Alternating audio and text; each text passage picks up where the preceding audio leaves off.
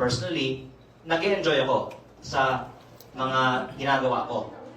Dahil, syempre, napapatunayan din na may mga natatamaan sa mga sinasabi ko.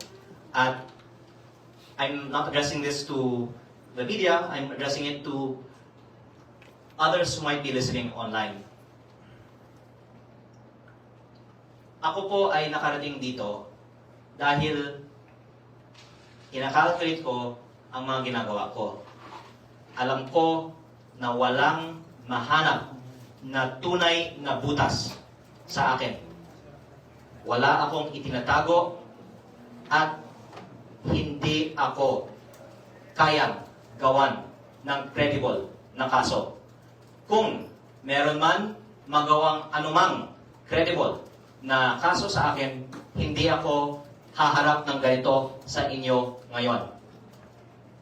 At kung may mga ipilit na gumawa ng anumang hindi totoong mga aligasyon laban sa akin at tutuloy-tuloy pa ito, tutuloy-tuloy pa ang aking mga pagsasagot at pagharap sa media at baka ang mga susunod kong ilalabas pa dahil sa airtime na ibinibigay nyo sa akin ang ikababagsak pa ng administrasyong ito.